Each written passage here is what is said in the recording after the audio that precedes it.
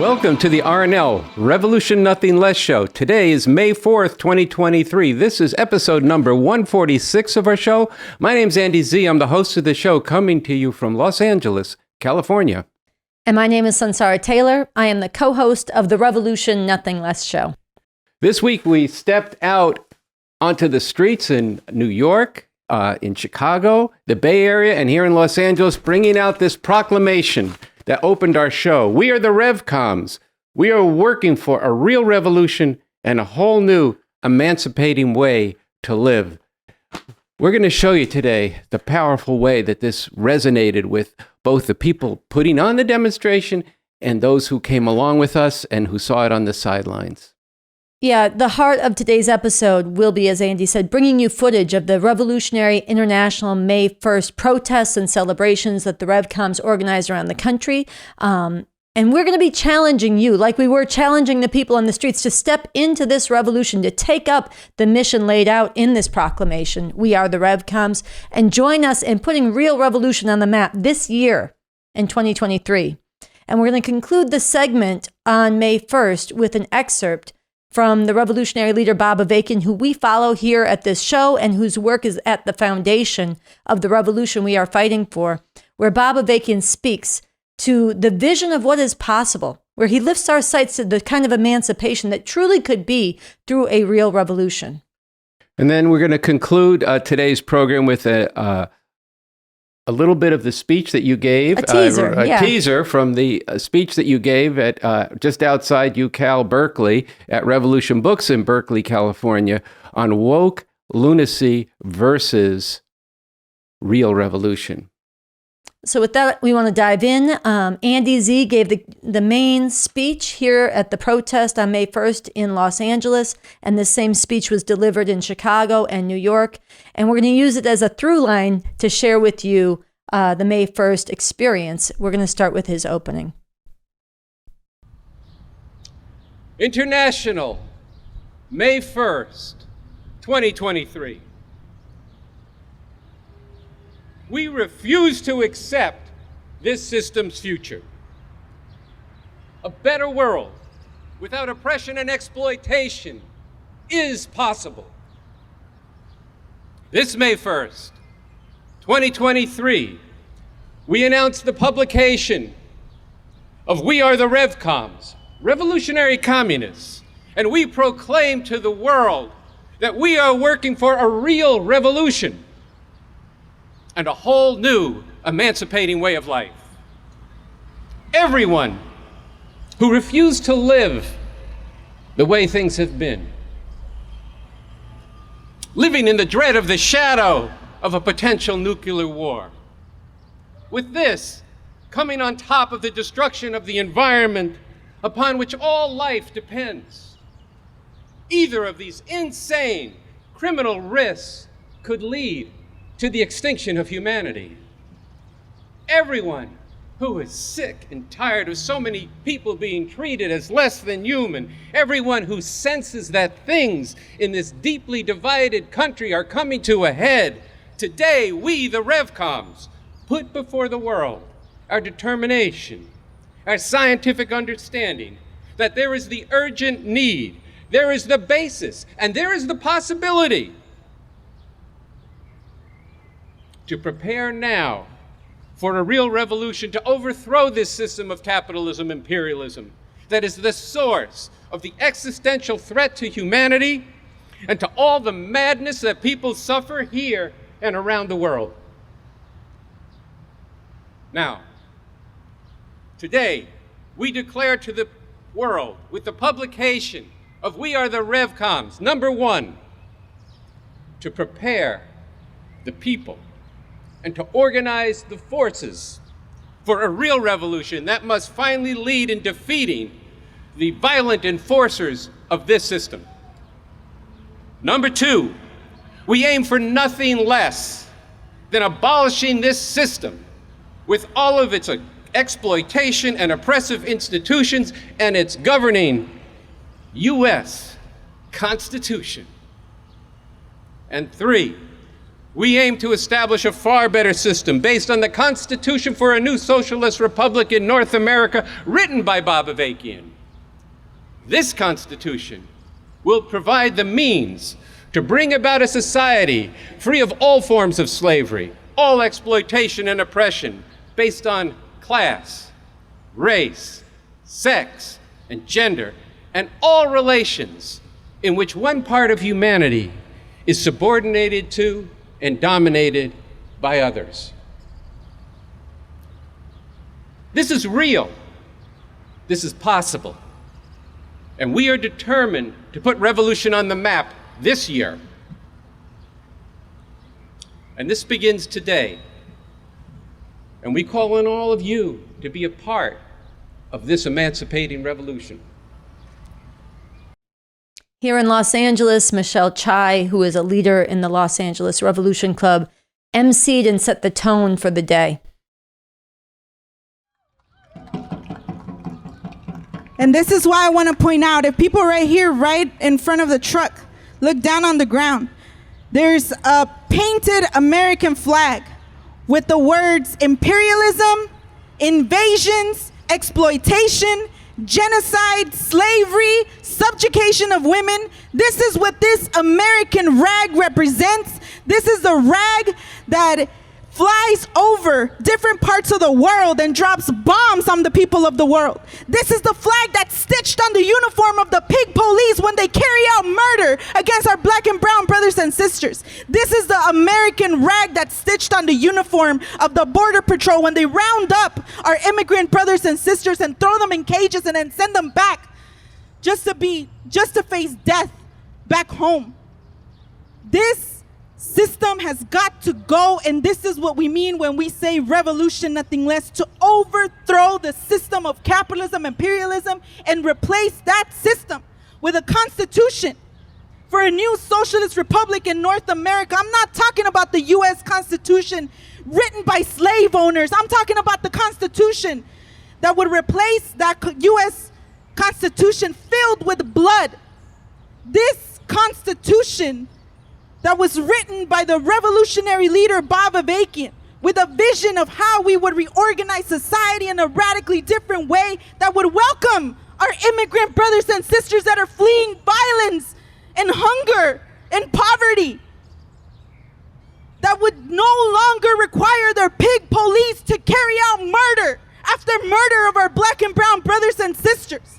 In this Constitution, it is laid out that women will have the right to abortion, period. This is the world that humanity needs, and this is the world that we are fighting for, and this is why we say revolution, nothing less. And this is the message that we are bringing to people today. We are bringing the hope to the hopeless. The masses of people that look out in the world and see a lot of shit that they think that cannot be solved. They have a point, but they have to be brought into solving those problems. Because we do have a lot of problems to solve, but there is a way. We have method, leadership, strategy. We have a way, y'all. This is what's exciting about this revolutionary May 1st, is that we're bringing this to the masses of people, and we're involving them and joining us in doing that. We should be proud that this is what we're bringing to the masses of people in this moment. So give it up for yourselves. We're getting out here in the streets today. Michelle was on fire. She was so passionate, so much substance. I want to just point out that she was drawing from the Constitution for a New Socialist Republic in North America. That's a big part of this document, We Are the RevComs. It's a big part of what we're bringing to people, because we're not just fighting against what this system does to people, but what could actually be through a real revolution. So we want to go to another excerpt from Andy's speech out on the streets, and a big theme is the danger, a big theme he was sounding and we are sounding on this show, is the danger of inter-imperialist war and even nuclear war, the threats to humanity's future, the way this system is destroying the planet. And this puts urgency to our mission to put this revolution on the map this year and to gather others into it now. So let's listen to the second part of this speech. The proclamation, We Are the RevComs, says this: Basing ourselves on the scientific method and approach of the new communism brought forward by the revolutionary leader Bob Avakian, we RevComs have a clear understanding of this system of capitalism imperialism is the source of all the outrages and madness that people are subjected to, here and all over the world, and that it is long past time for this system to be swept off the face of the earth.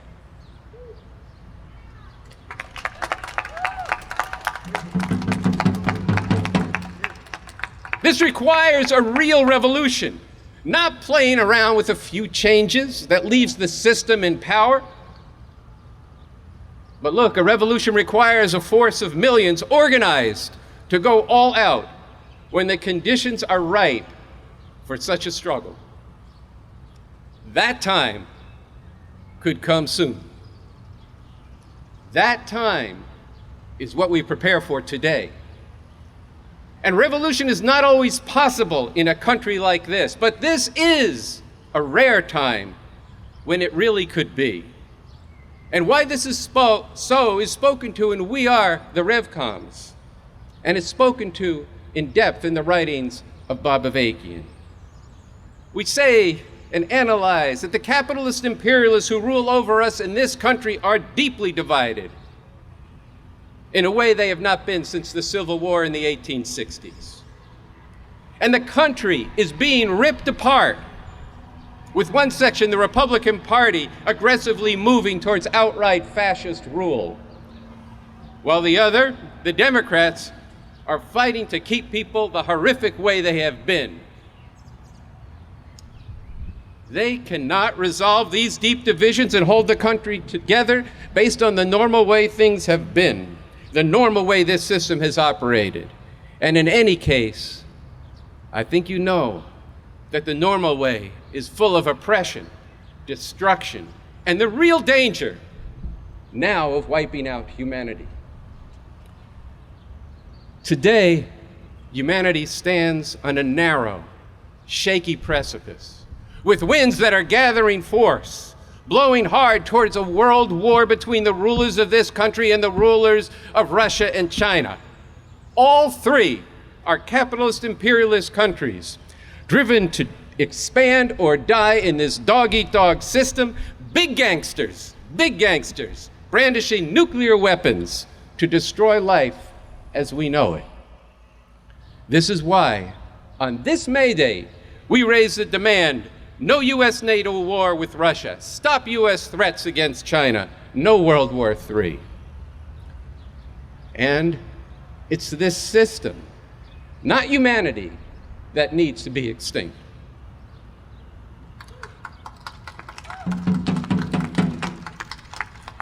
Russian and US imperialists one up each other in the proxy war in Ukraine.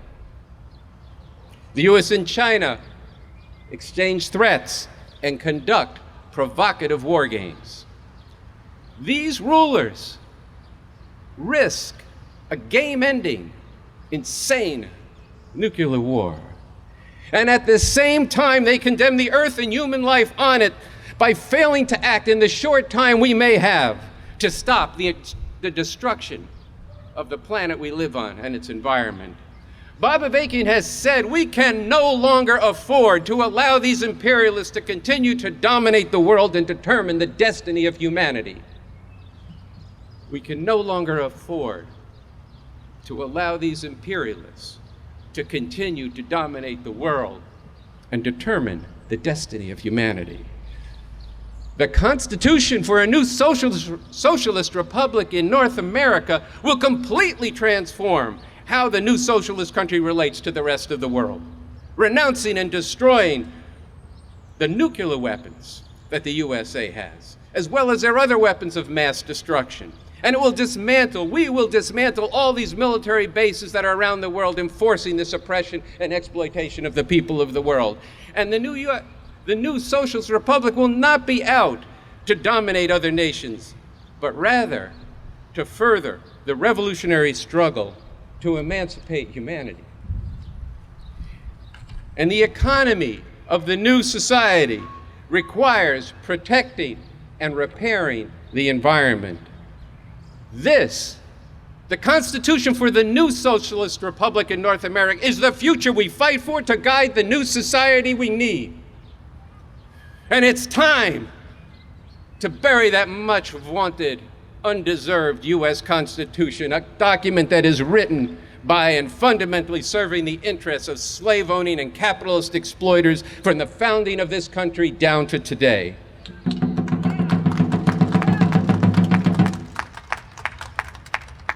So we face two futures. Two futures. The world is heading towards something really terrible. But precisely because of how this is increasingly shaking people at their core, there is the possibility of wrenching something radically different, a truly emancipating future, through an actual revolution. I'm going to say that again. The world is heading towards something terrible. Take that in. That's no joke. That is what is happening. But precisely because of how that terrible future is shaking people at their very core, causing all that despair, causing that anguish, taking lives, all of this, there is the possibility for us to wrench a truly emancipating future for humanity by leading an actual revolution in this country in this time. And that future depends to a great extent on what we do. And that we includes all of you.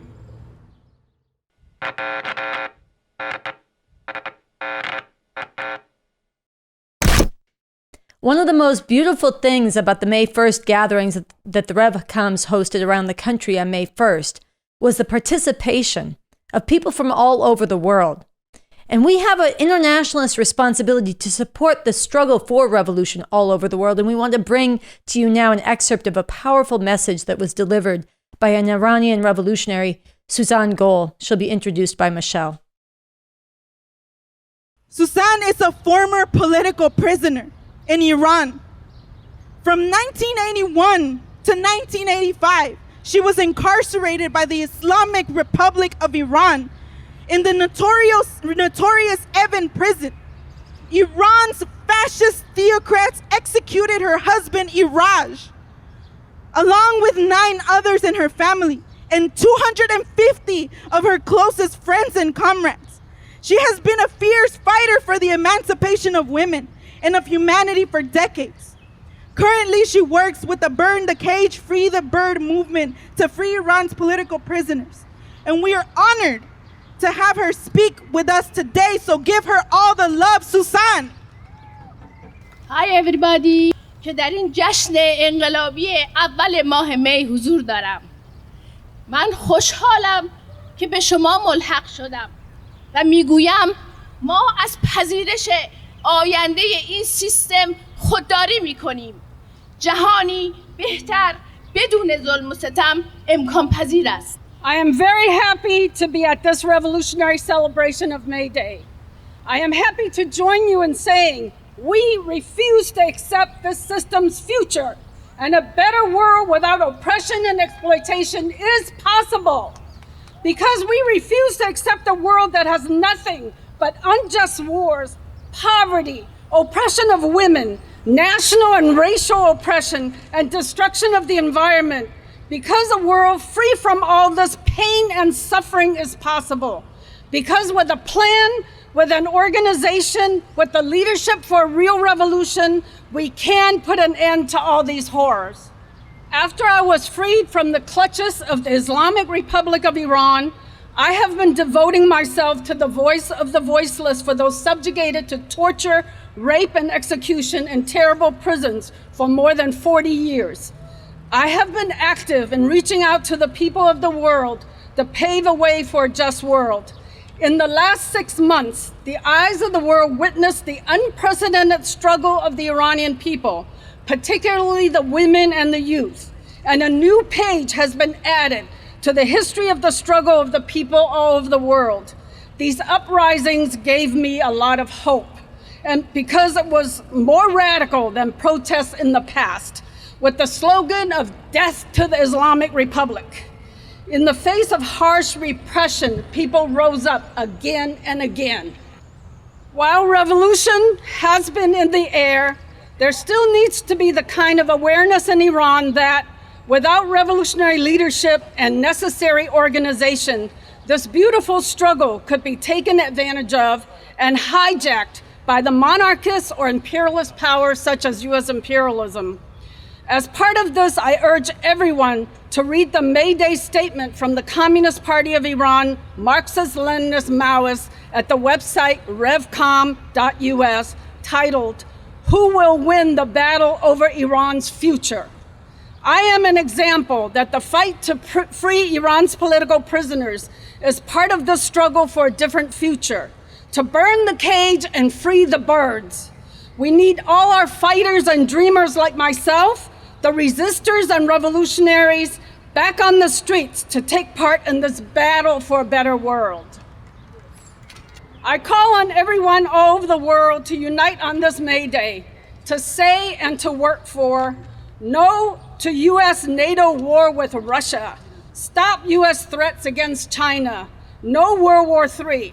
Whether in Iran or in the US, it is the system of capitalism that must become extinct and not humanity.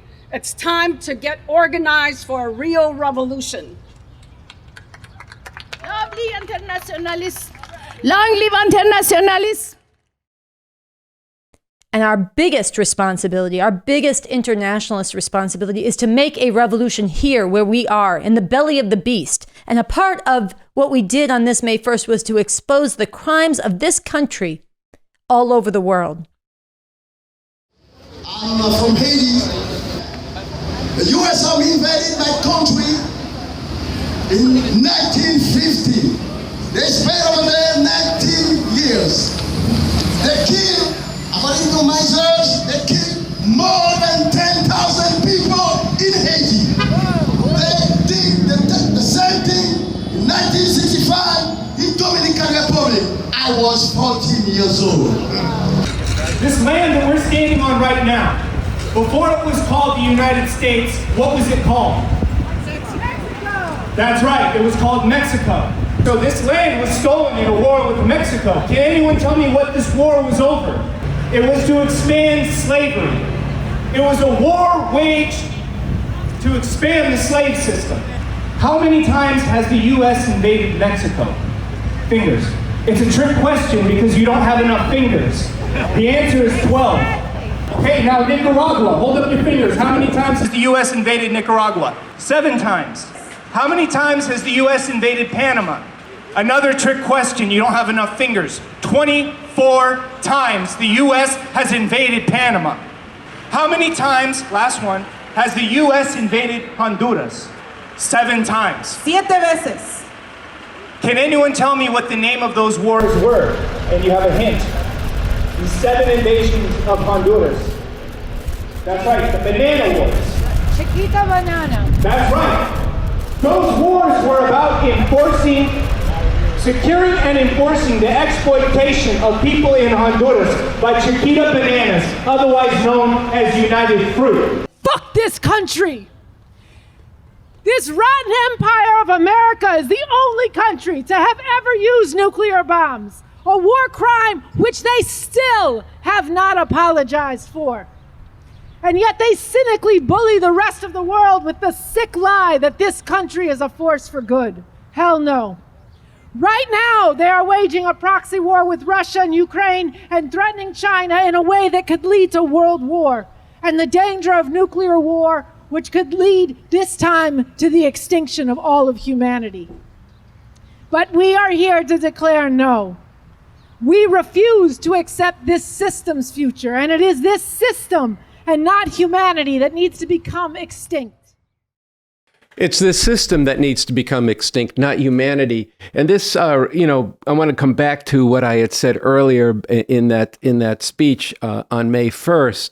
This is one of the things that adds tremendous urgency to the need for revolution, but it also opens up the possibility of revolution, because the kind of jolts that are going to happen just from the moves towards war are shocking to people as they get their head out of the sand or wherever else it's lodged, and begin to start asking, like, why would the rulers of this society go in this direction? But that wasn't the only thing that I brought out in the beginning, and that's very much a part of our statement, this proclamation, we are the RevComs, and we're working for a real revolution. But once again, we got into what Bob Avakian has analyzed is a rare time in this country when revolution could become possible. And this is because there's a tremendous divide at the top of society, completely irreconcilable between these Republican fascists who are moving through the state houses to change the laws. They're moving through in terms of the upcoming presidential election, and they're moving, organizing their forces for the potential of, and there's talk in the air of another civil war in this country. People actively preparing for that. And then there's the fascist Supreme Court. On the other hand, the Democrats are here preparing for World War III and have no real answers to any of the problems that humanity faces. But the fact that this divide in society, particularly at the top, exists, opens up the potential for the masses of people to break through. Again, because big questions are going to come up for people as these jolts continue and continue and continue, such as what we saw last year with the taking away of the right to abortion. That's just created havoc and really murderous kind of future for so many women.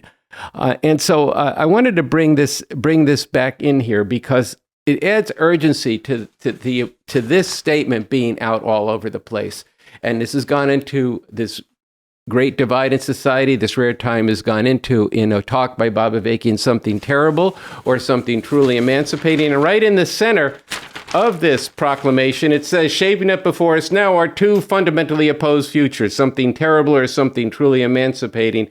And this truth rings out now more powerfully than ever. Which future we get depends to a great extent on what we do. And as I said in the speech, that we includes all of you.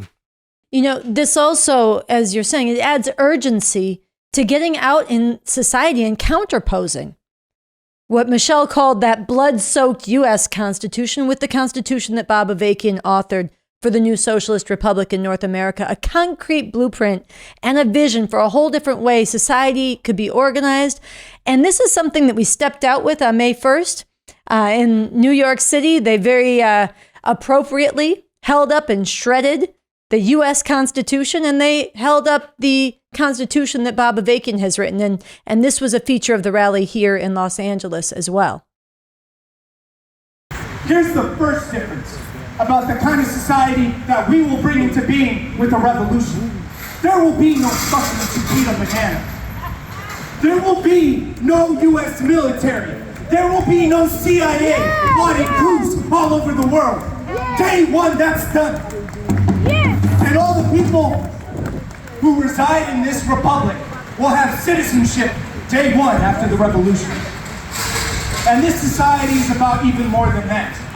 This is a society about advancing the revolution, not just in this country, but all throughout the world, to put an end and abolish exploitation and oppression anywhere it is on our planet Earth.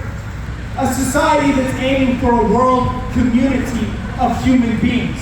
And anybody, anywhere around the world who wants to come to this republic and be a part of building that, our orientation is to welcome them. That is the kind of society that's possible. That is the kind of society that we can bring into being with the revolution.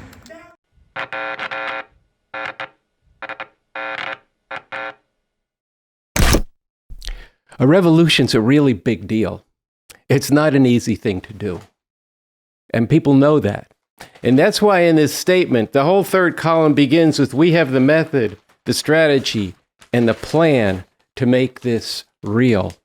And basing ourselves on the scientific method of the new communism, we actively apply, this is important, the strategic approach of fight the power and transform the people for revolution, involving masses of people in rising up to resist the continuing crimes of this system and defending people from attacks on their rights and their lives by racist, women-hating, anti-LGBTQ thugs in and out of government, winning people to the scientific understanding that we do not have to live this way.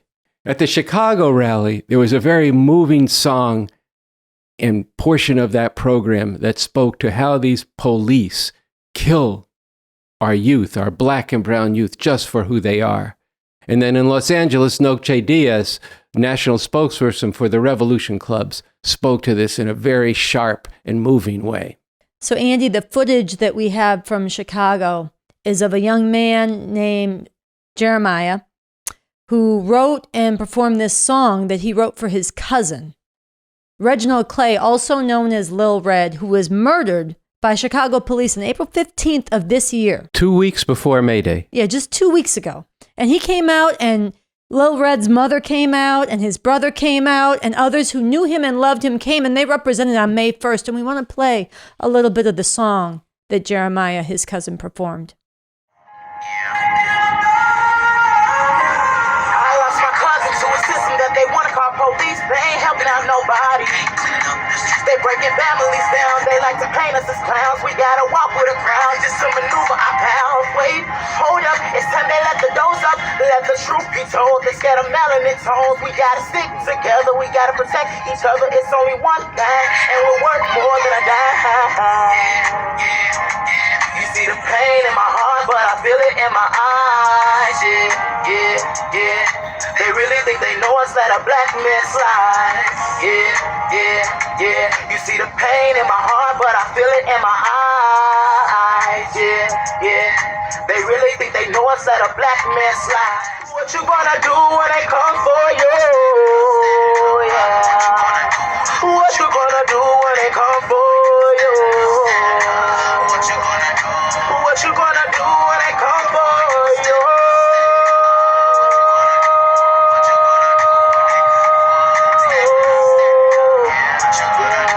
What you gonna do when they come for you?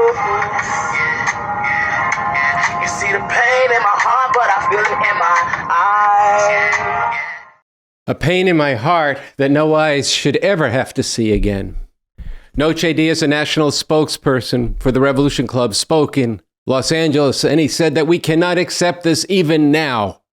And we have to, these police have no right to be doing this to us.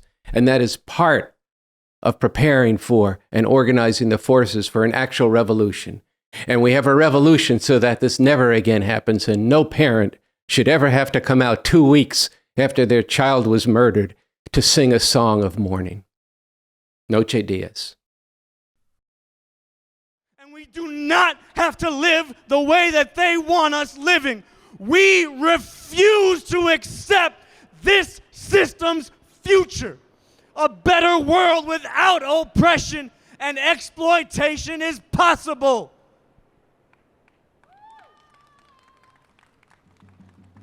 And refusing it is going to involve going up against these weapons of oppression.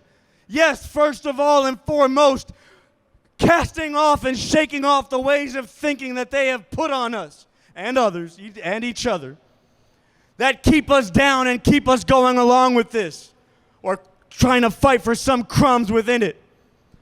But it also means right now, and just to be clear, because we're serious in the Revolution Club, we make very clear, because we are serious about what we say in making revolution, we are not acting like fools, and we're not going to give them an easy chance to come after us and put this revolution down before it has a chance to win.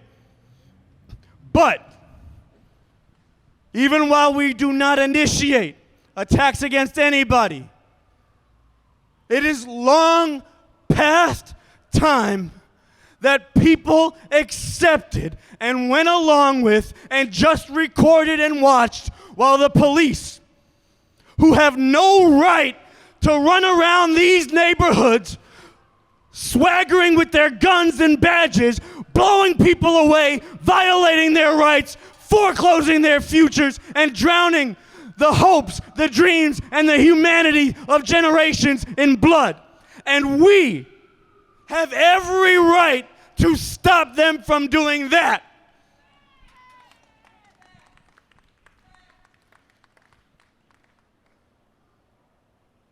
This year started off with that cold-blooded reminder that every new year we ring in under this system all the hopes and possibilities that we celebrate and dream of New Year's Eve. The reality on New Year's Day is that this system has no future for humanity, no future for the youth, no future for the planet. But this year, we put revolution on the map and show the world there is a future worth fighting and, when necessary, yes, going out for.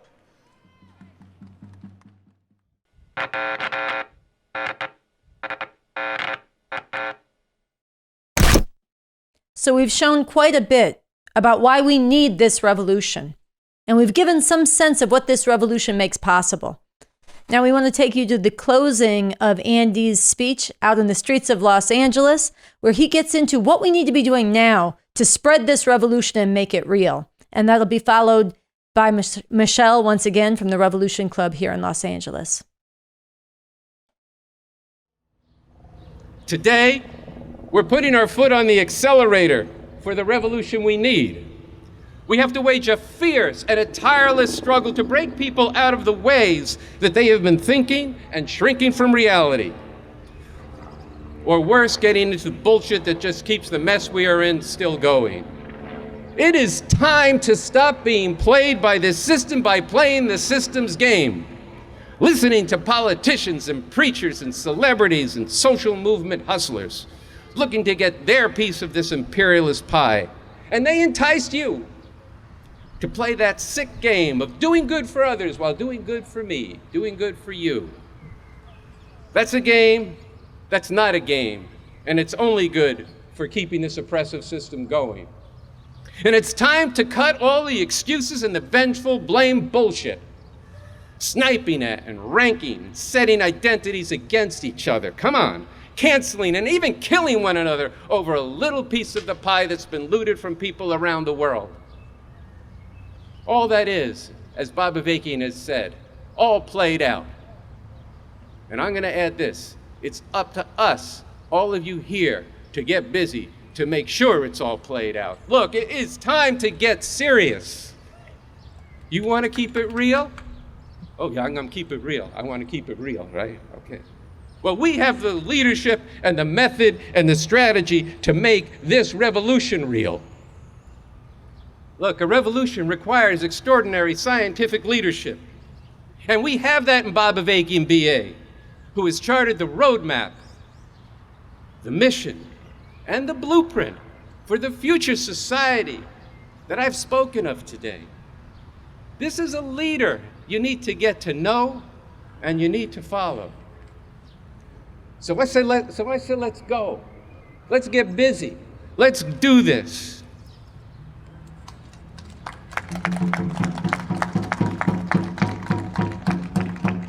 There's a whole other way we could be living. Number one, we start today. And then over the next months, we creatively get out the proclamation, "We are the RevComs." Get it out everywhere, up on the walls, distribute it wherever there's masses of people. Get it up on the internet and disturb the air. Shake up the status quo. And then exchange and engage with people, struggle with them over what it puts forth.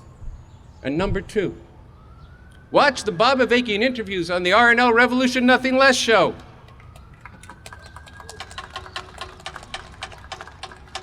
And that's on YouTube, and I've been told to say it's on YouTube/the RevComs. This past fall, Bob Avakian did these 3 interviews on our show. Watch them. And you'll experience the sweep of his vision, his heart, and his belief that through struggle, people can really change and they can change the world. His sharp scientific method and approach enables all of us to tackle the difficult problems of making revolution in this country and then making sure that this revolution serves the emancipation of all humanity. And number three, this is the third thing you need to do, is to get with the Revolution Club. And Michelle Chai will be back up here in a moment, and she's going to speak to you about what that Revolution Club is, why you should join it, and how you can join it.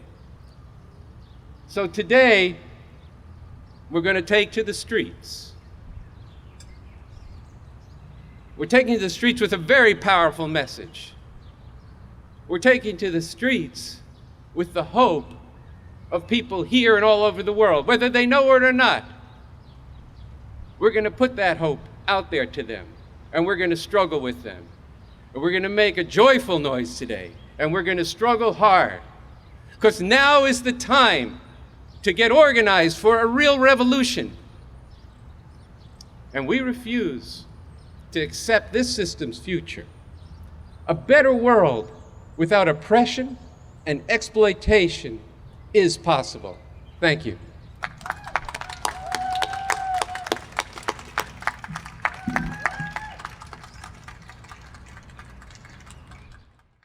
I am a leader in the Los Angeles chapter of the Revolution Club, and people should join it because of all the reasons that Andy just spoke about. Look, today we're gonna get out there and do what the Revolution Club, is organizing to do, to get out to the masses of people, to get the word about this revolution to people, right?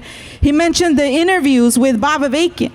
I'll share here with people. I stayed up last night until 1 a.m. watching that part 3 of the interview, and it had a lot to do with everything that I'm saying here today, because it's so inspiring. In part 3, he talks about, what the problems that he was working on in writing this Constitution. He goes very deep into what, the summing up of past experiences, what kind of world we're talking about bringing into being. How do you not force march the people, into communism, right? It's so inspiring and it's so deep, and people get a sense and learn about who this leader is, what impacted his life coming up, his friends, the culture. You get a sense of the heart and the soul of this hardcore for revolution of this revolutionary leader, and there really is nobody like him, and this is what the Revolution Club, we do together. We watch these interviews, we get into the speeches and the works of Bob Avakian, and we wrangle and talk about how to apply it to the world. How do we understand, these big questions that are out in society? The questions of war with, in Iran, the question came up recently that we got into, and it was a very exciting process, what about the Ukrainian people? We got into all of that, what about this charge that, everybody is gonna fucking hear when they get out there and spread the message of this revolution, the whispers of don't get with that, they're a cult, they're just talking about one leader, you should just look out for yourself, all of that shit, When we run into that, good, we should be getting into that, and we should be opening up debate and discussion and bring it on. I ain't scared on taking anybody on about why I follow Bob Avakian, and you shouldn't either. Because he's the most radical revolutionary. He has a fucking plan and a way out of this mess, okay? And that's a simple way to go at it. And then we come back together and we talk about, what do we run into? What are the questions? How do we go about it? How do we open this up way much more in society? We should not be afraid of controversy. We should be debating and discussing all these questions this is what it means to make revolution. And working back from actually getting to the point where there are millions of people that are ready to put it on the line to get to overthrow this whole system.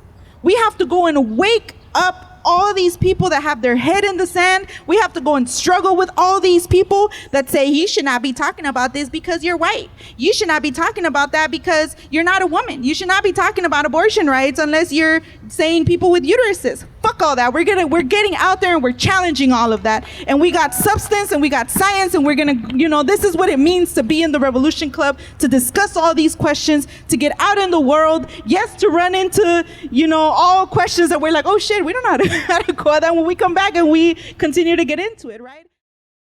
Michelle just spoke of Bob Avakian, and we want to give you a chance to experience Bob Avakian, and we're going to show you something from the dialogue that Bob Avakian did with Cornel West on revolution and religion in 2014 at Riverside Church in New York City. And this will close our segment on May 1st. And many people say,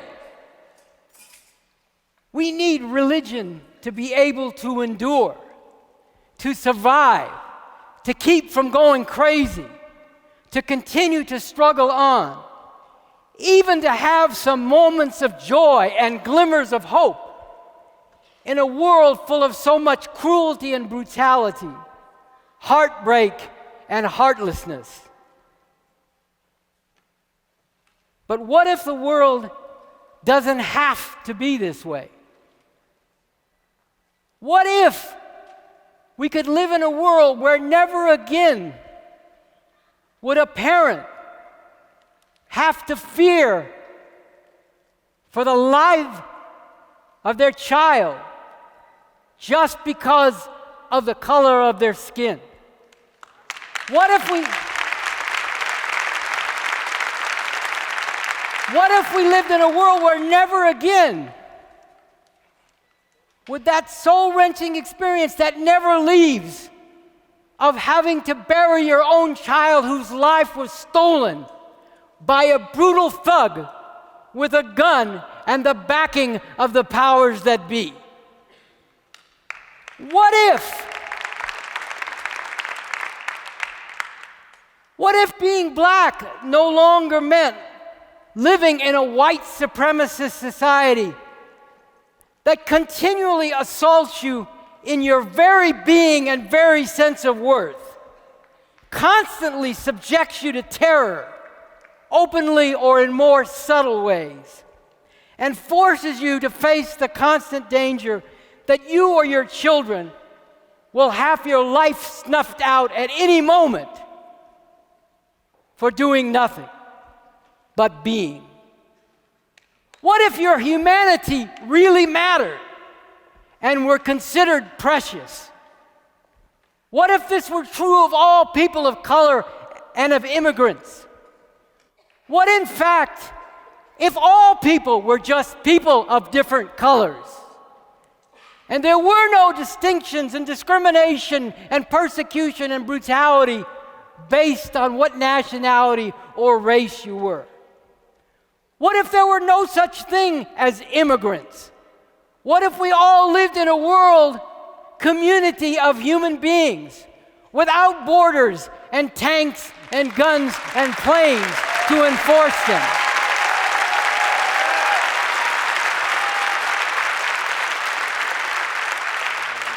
What if women could walk down the street and look every man they encounter straight in the eye and fear nothing and not be made to feel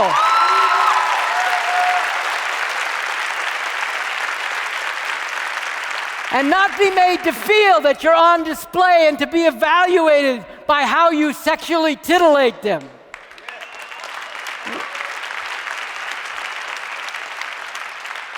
What if no more women were ever again battered, raped, assaulted, denied the right to control their own bodies?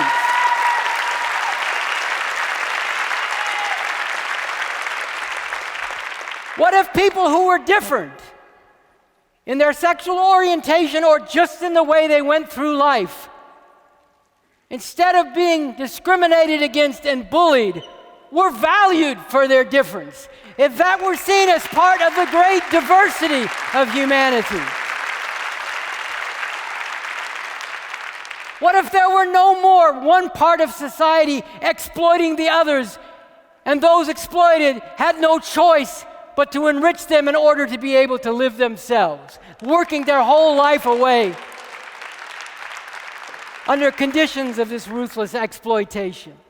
What if we didn't have to live in a lopsided world where a small number in a small number of countries accumulate tremendous wealth by exploiting the great majority, and the conditions of the great majority are desperate? Look at the world. Look at the phenomenon of Ebola. There's been a lot of concern about Ebola, rightly so, but way too much hysterical fear about whether a few people here might get Ebola, and not nearly enough concern about what is happening to the people in Africa.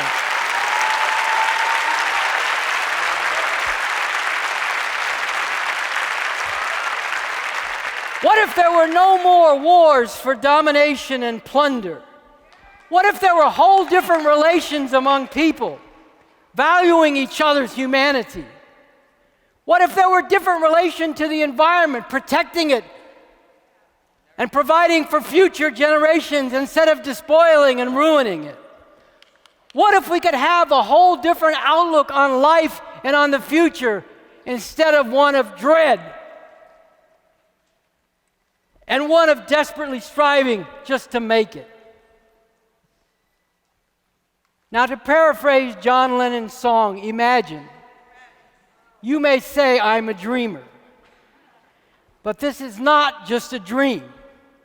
It is something for which there is a definite basis in reality, and it is up to us, together with people throughout the world, to make it a reality.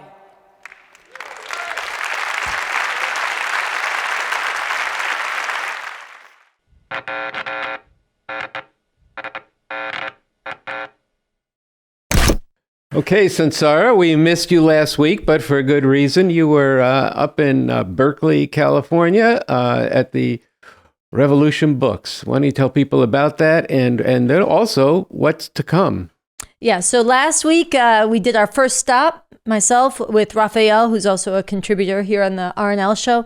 I gave a speech up at Revolution Books in Berkeley called Woke Lunacy versus Real Revolution. We've been doing a series here on this show, and we are taking this out in the world, especially to students and youth, to wake them up, to shake them out of the cancel culture. Some of the things that Michelle talked about at the end of the rally in Los Angeles here, to shake them out of the ways that they are, busy, caught up tearing each other down, being obsessed with word changing instead of world changing, and turn them on to a real revolution. So we actually brought a snippet of the speech that I gave in Berkeley. We want to share it and then announce some of what's coming up with this tour. All right, so let's watch that. Should the goal be to guard ourselves with trigger warnings and safe spaces within this monstrous system? Or do we need to get out of our comfort zones and put it on the line to fight for a world that is actually safe for the masses of oppressed humanity all over the world? A professor at Hamline University in St. Paul warned her students, gave them a chance to opt out, and then she showed an artwork that included a picture of the Prophet Muhammad in an art history class. You know what happened next? She got fired because a student took offense. Raphael, who introduced tonight's program, took this poster, a larger version. This is faces of people killed by police. He took this poster out several years back at the Cal campus right near us. And what was the response of the students? He was trying to mobilize them to stand up against this unending epidemic of police murdering and brutalizing black and brown people. The response from the students? Some of them tried to drive him off campus because they were triggered by it.